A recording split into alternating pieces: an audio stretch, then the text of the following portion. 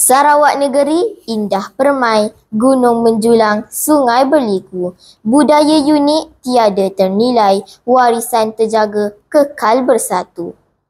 Ombak menghempas di pesisiran, laut membiru, luas terbentang.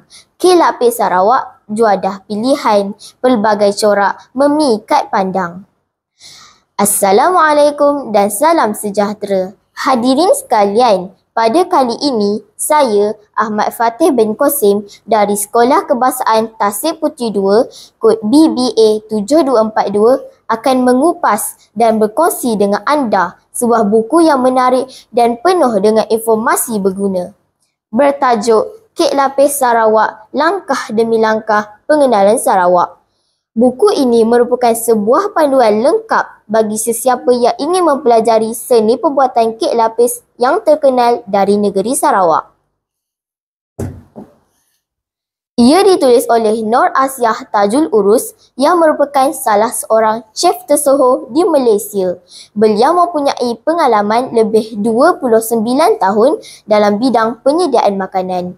Buku ini diterbitkan pada tahun 2012 oleh Marshall Cavendish Cuisine dan ianya masih kekal relevan dalam pasaran. Terdiri dari 130 muka surat yang padat berisi pelbagai maklumat tentang sejarah, teknik, timbangan dan sukatan resepi berserta tips untuk menghasilkan kek lapis Sarawak yang berwarna-warni dan mempunyai corak yang unik. Buku ini mempunyai beberapa kekuatan yang menjadikannya menarik dan bermanfaat kepada pembaca.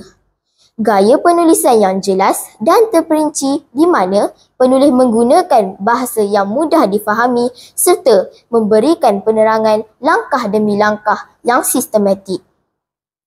Selain itu, penulis juga memasukkan ilustri yang menarik. Setiap langkah dihiasi dengan gambar berkualiti tinggi yang membantu pembaca memahami proses pembuatan kek lapis dengan lebih jelas. Akhir sekali, buku ini juga mempunyai resepi yang pelbagai dengan memaparkan pelbagai variasi kek lapis dengan kombinasi warna dan perisa yang menarik.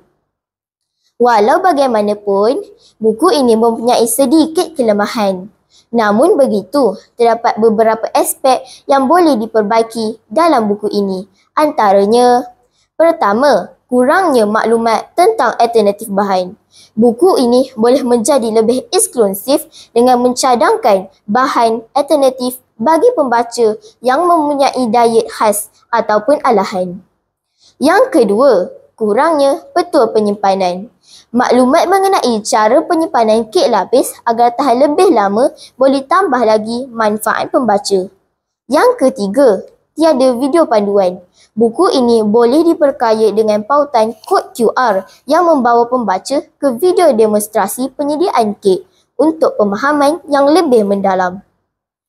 Hadirin sekalian, secara keseluruhannya, buku ini sangat bermanfaat kepada mereka yang ingin mendalami seni pembuatan kek lapis. Buku ini sesuai untuk peminat kuih tradisional, pecinta seni kulineri serta mereka yang ingin mencuba sesuatu yang baru.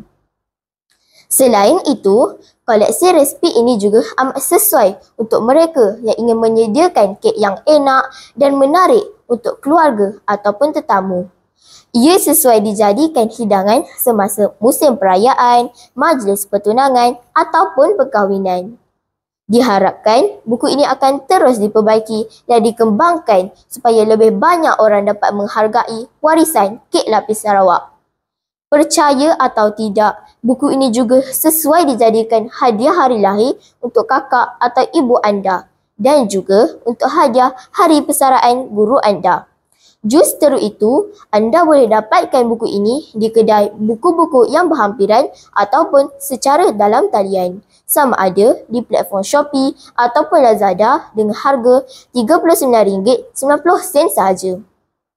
Seperti lapisan warna yang menghiasi kek lapis, begitulah ilmu yang menghiasi minda kita. Penuh variasi, penuh makna.